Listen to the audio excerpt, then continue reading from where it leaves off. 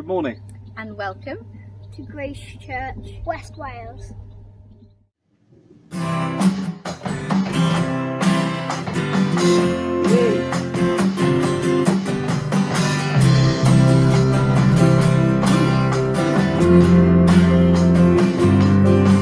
There is nothing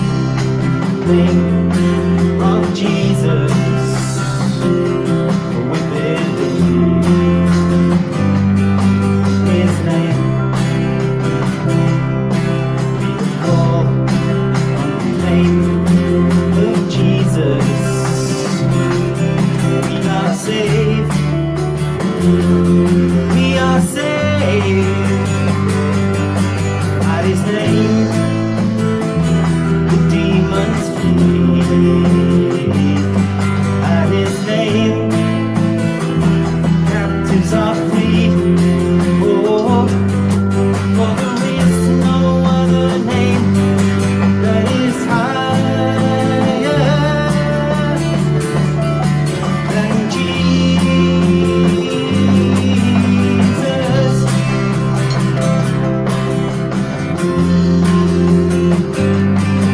There is power in the name of Jesus,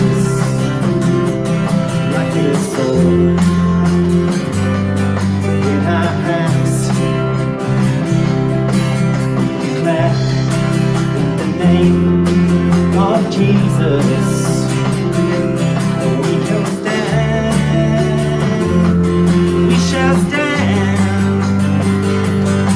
At His name, God's enemies shall be crushed beneath our feet. For there is no other name that is higher than Jesus.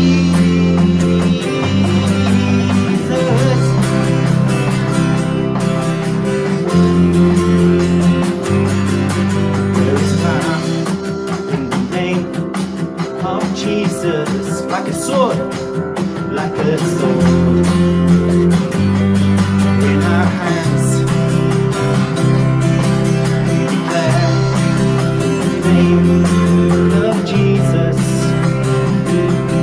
We shall stand. We shall stand. At His name, God's enemies shall be crushed beneath our feet. For there is no other name that is higher than Jesus.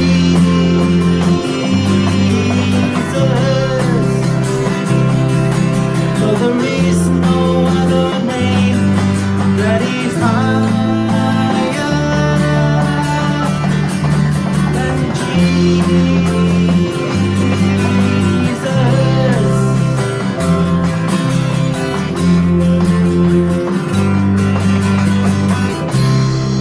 Jesus' name. Let us pray. Thank you for the water and keeping us cool. Thank you for the sun and all of the foods that we get, and to be Jesus' friend. Dear Jesus, thank you for today. Thank you for sunshine, for your amazing creation around us, Father. Thank you for nature. Thank you, Father, that we can enjoy your creation in freedom. We pray, Jesus, that we would know more of you today as we hear the word, as we spend time in your presence, that we would grow closer to you. Father, we thank you for the fact that we can, that we, because of Jesus, are able to draw close to you and have that relationship. Amen. Amen. Amen.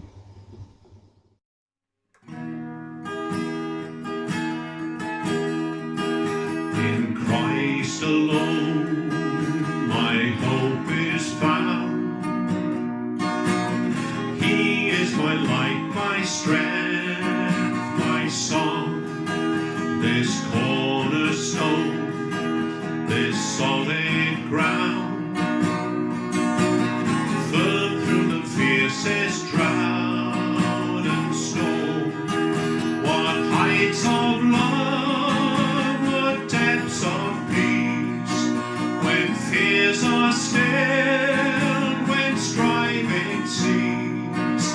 My comforter, my all in all, here in the love of Christ I stand. There in the ground his body lay, light of the world by darkness slain, then bursting forth in glorious day, up from the grave he rose again. And as he stands in victory, sin's curse has lost its grip on me, for I am his and he is mine, bought with the precious blood of Christ. No guilt in life, no fear in death. This is the power of Christ in me. From life's first cry to final breath, Jesus commands my destiny. No power of hell, no scheme of man can ever pluck me from his hand, till he returns or calls me home. Here in the power of Christ I'll stand. No power of hell, no scheme of man can ever pluck me from his hand, till he returns or calls me home. Here in the power of Christ I'll stand.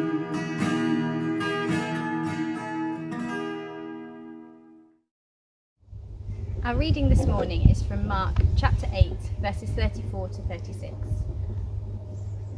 Then he called the crowd to him along with his disciples and said, "If anyone would come after me, he must deny himself and take up his cross and follow me. For whoever wants to save his life will lose it, but whoever loses his life for me and for the gospel will save it. What good is it for a man to gain the whole world yet forfeit his soul?" Morning, Hayley. Have you got 2 minutes? Yes, Leslie. So tell us where you're from. I'm from Grimsby originally. Tell us a little bit about your family in Grimsby, Hayley. Big family. We were Church of England, but not very religious. And when I was 11, my parents both became born-again Christians and we started going to an evangelical church. So did that make a difference to you? Would you say that you were a Christian then? No, definitely not. I didn't mind going along, but I didn't really think it was for me. So let's fast forward to Pembrokeshire. Something happened in Pembrokeshire. You were given a big diagnosis, weren't you? Yes, we moved here in 2007 and I was diagnosed with rheumatoid arthritis. And did that contribute in you searching for God? Yes, I was quite depressed and in bed for a couple of years really, and I knew something was missing. So I decided that that missing piece was God. And so you found him, presumably? I searched the highways and byways, I bought books, listened to music, listened to broadcasts, but then decided I needed to go to a church. And that's when you came to Grace Church? Yes, 2014, I saw an advert and I came along, and within the first time of being there I knew I'd found home. That's great, Hayley. So what difference has Jesus Christ made in your life? All the difference. I'm a much happier person, a healthier person, a nicer person, and I feel much more useful again. So thank you. Hayley, that's great. Our 2 minutes is up. Thank you. Thank you. Bye. Morning, Steph. Have you got 2 minutes? Good morning, Lel. Yes, I have. So tell us where you were born. I was born in Port Talbot, South Wales.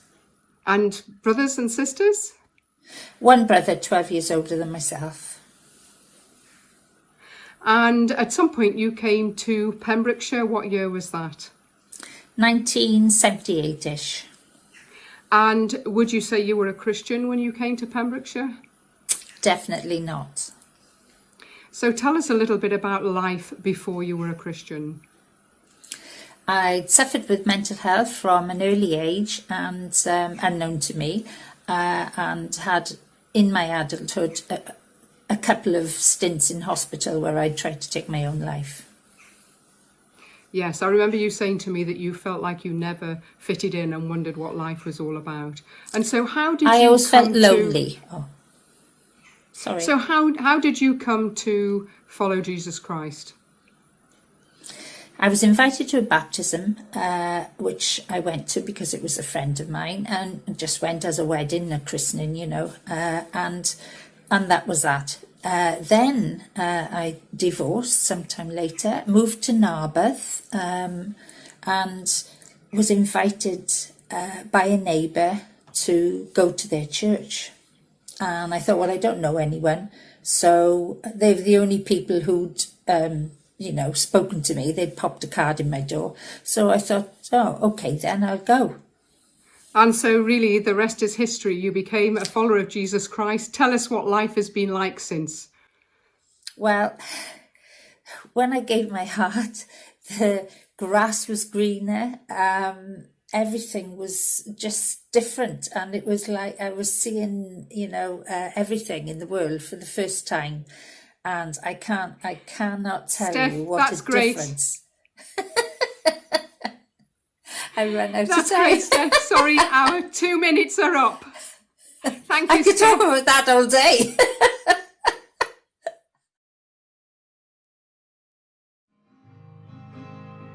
As the deer pants for the water, so my soul longs after you.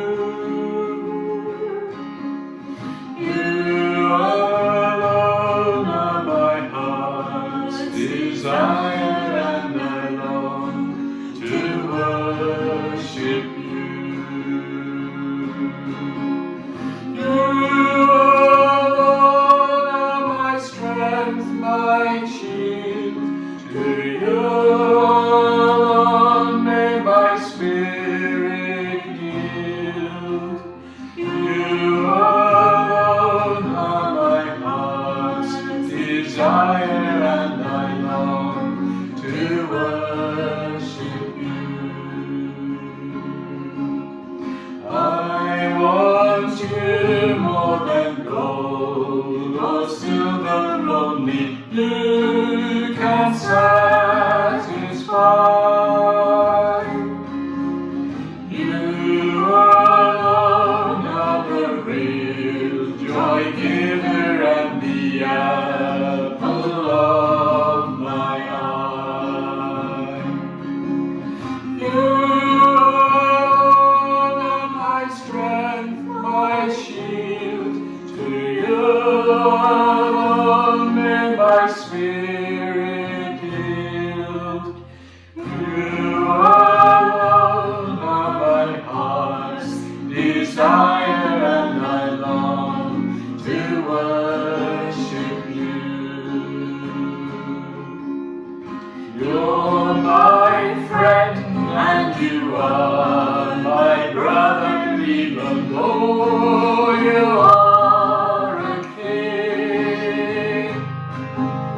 I love you more than any other, so much more than anything.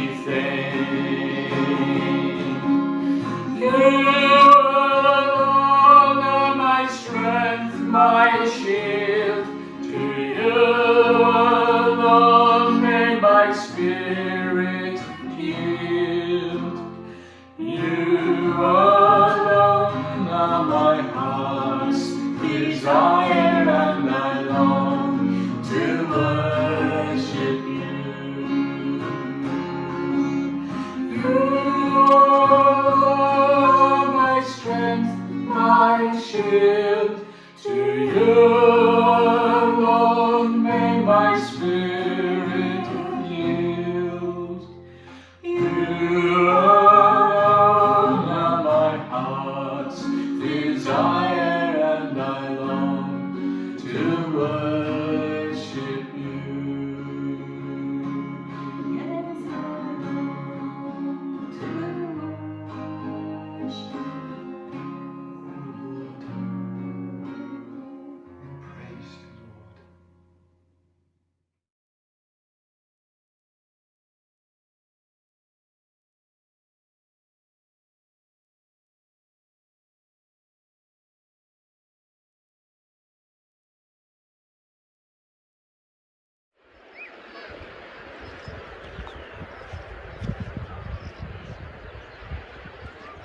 Hi, this is John and Sean speaking to you from a gloriously sunny Sandy Haven beach near our village in Herbrinston.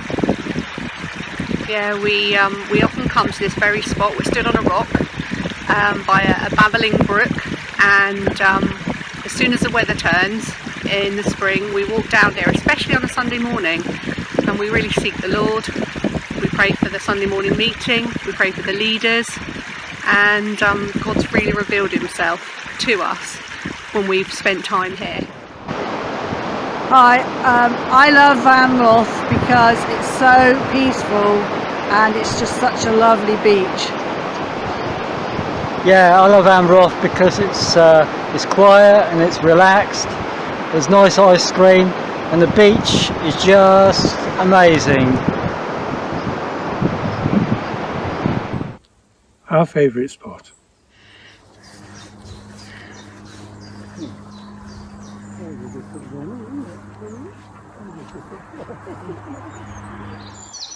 Come with us. I love this little corner. I found some willow tits here in the spring, which made my day. Also, with the trees around, you get a chance to see the woodpeckers, and I live in hope of seeing a tree creeper sometime. Here we are at Colby Woodland Gardens. A fabulous place, full of vibrant colour, teeming with wildlife. There is always something new to enjoy, from orchids to otters. Look out for the wood sculptures. Our favourite walk. Albemarle Beach, one of my favourite beaches. What's not to love? Lovely countryside, lovely beach, brilliant place to dog walk. Thanks be to God for all he provides in his creation. Albemarle Beach, we walked through the Bluebell Woods. It's a local beach.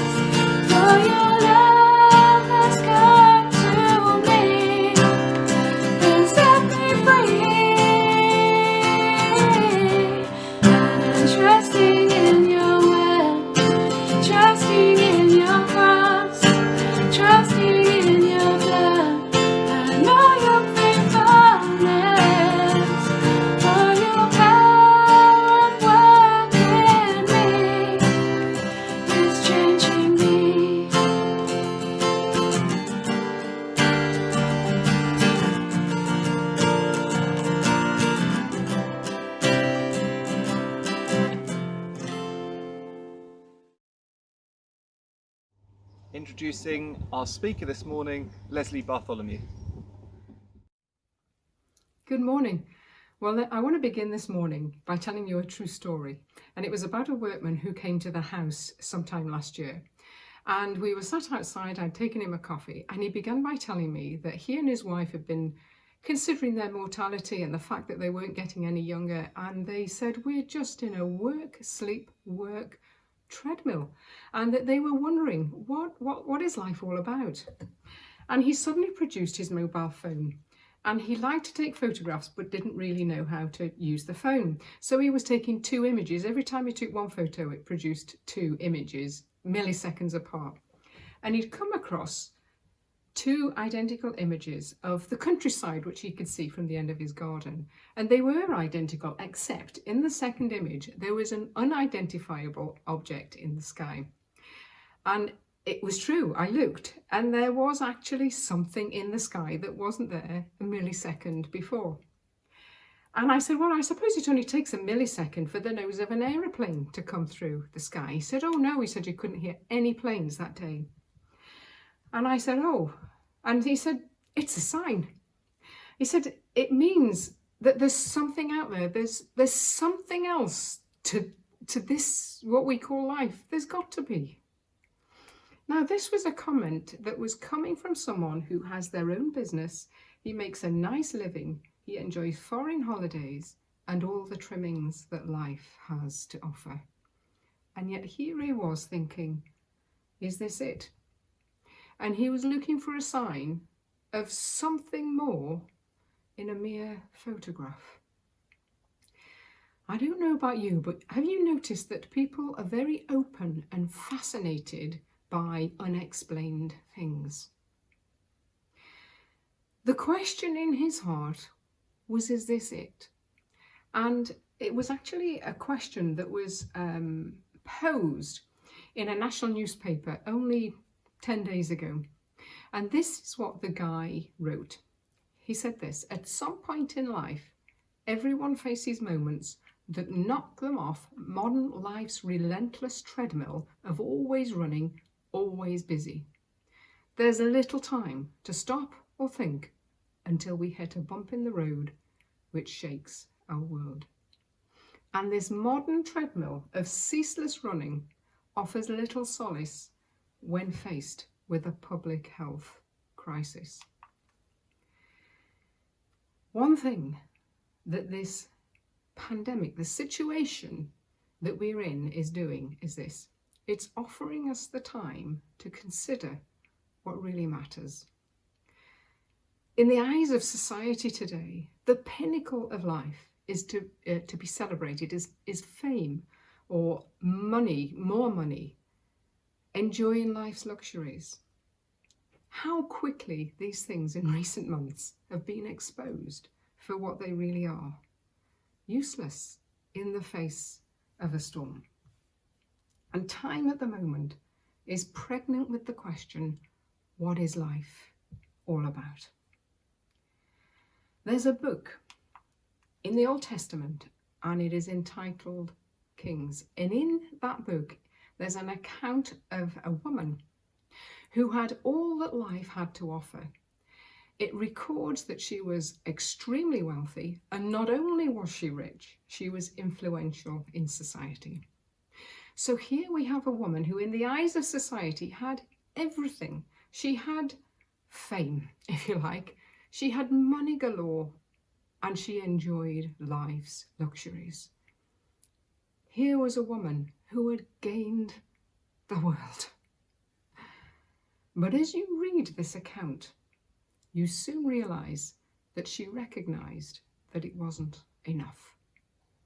And in this account of her life, we find her randomly being generous with a prophet of that time, and his name was Elisha. And she began by making a meal for him. And she began to do that on a regular basis. Every time he came by, she had a meal prepared for him. What was she doing? Well, in those days, God spoke through the prophets. And so this woman was in effect inviting the Word of God into her life. In fact, not only that, she had a word with her husband and she went a step further and she extended her home, put an extension on, so that the prophet could come and stay whenever he wanted to. Now, one thing that lockdown has been useful for is this: decorating. I'm sure lots of us have done it. And if ever you have simply decorated, you will know that simple or simply doesn't feature. It's an upheaval, and one job starts off a whole train of jobs. But this woman didn't just decorate, she extended. She put an extension on her home. It was a major shift, a major move. What was she doing? She was giving the Word of God full access into her life. This woman, who in the eyes of the world had gained all that it had to offer, and yet she knew that it wasn't enough. Something was missing. For those of you who are listening today, you might have reached the pinnacle of success in your life. You may not have, but you may be striving to do so. But let me say this: it's not enough. It doesn't bring what you're hungry for. Listen to this. It's a question from the Gospel of Mark. And this is the most important question today that we need to consider. Listen to this. What good is it for someone to gain the whole world, yet forfeit their soul? We need to take a leaf out of this woman's book, and we need to give room to the Word of God in our lives. It will mean moving things around a bit, altering a priority or two. It will cost. But of all the things in all the world that all the money can buy, none of them will ever come near to what is gained when we open our heart and our life to God. We need to give him access into our lives, because we read that as this woman did that, it gave her access to God.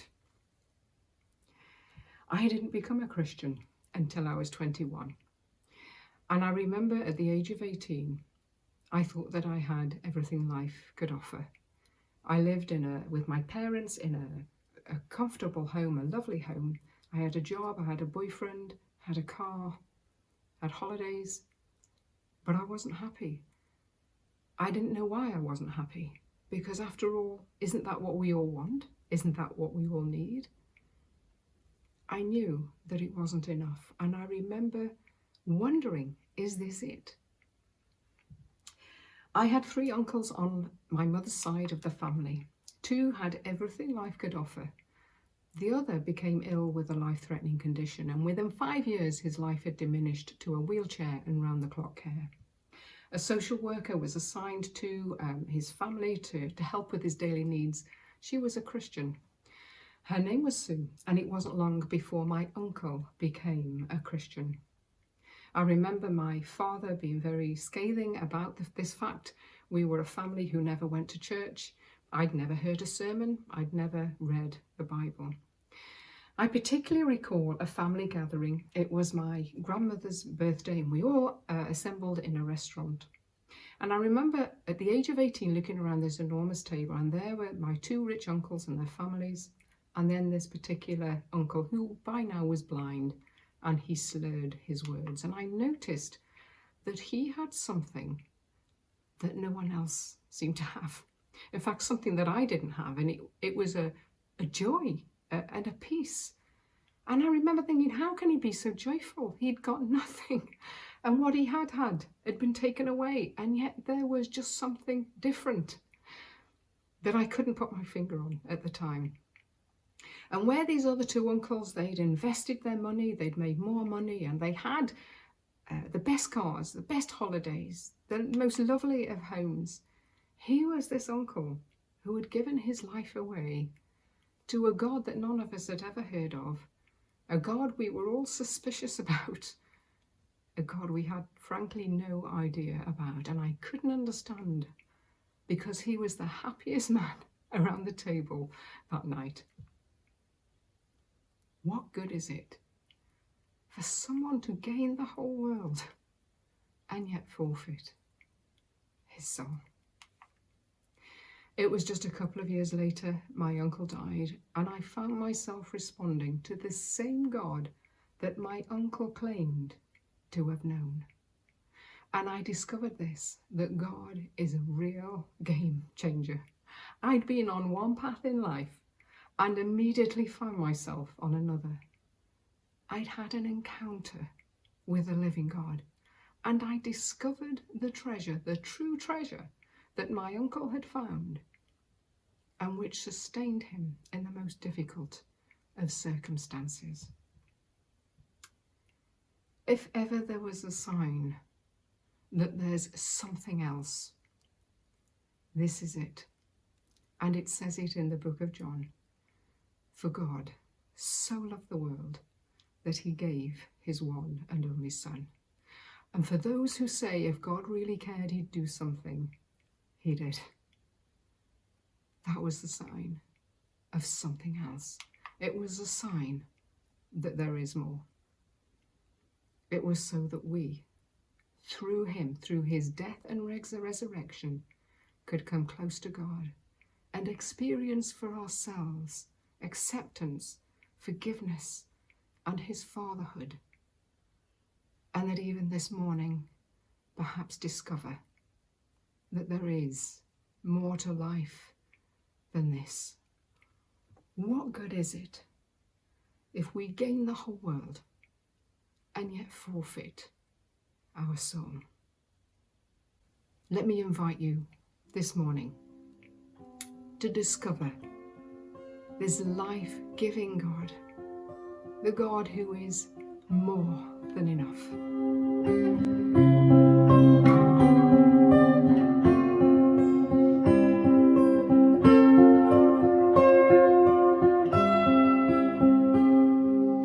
Life was filled with guns and war, and everyone got trampled on the floor. I wish we'd all been ready. Children died and the days grew cold. A piece of bread could buy a bag of gold. I wish we'd all been ready. There's no time to change your mind. The sun has come and you've been left behind.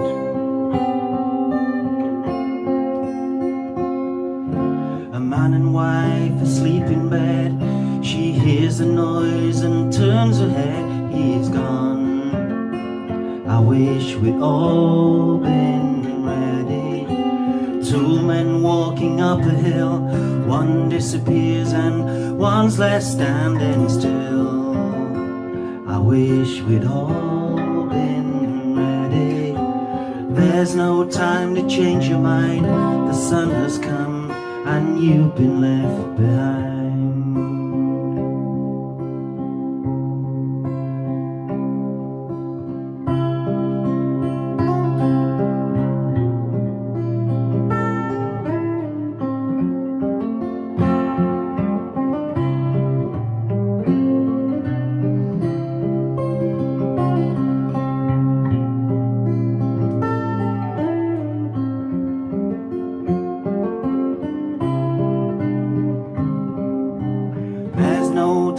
Change your mind. How could you have been so blind? The Father spoke, the demons died, and the Son has come, and you've been left behind.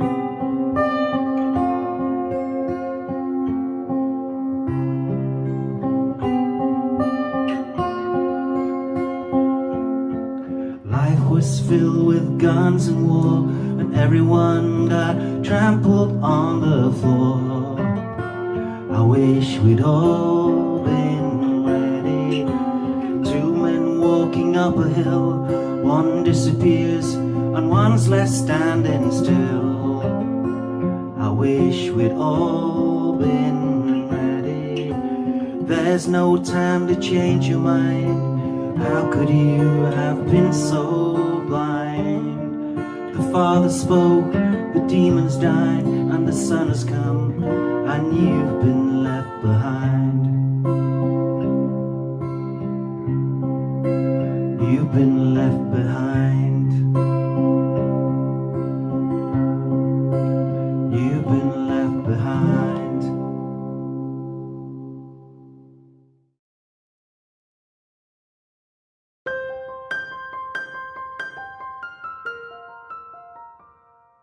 What advice can we get from the Bible on facing such uncertain times, and how can we relate this with regard to concerns of health?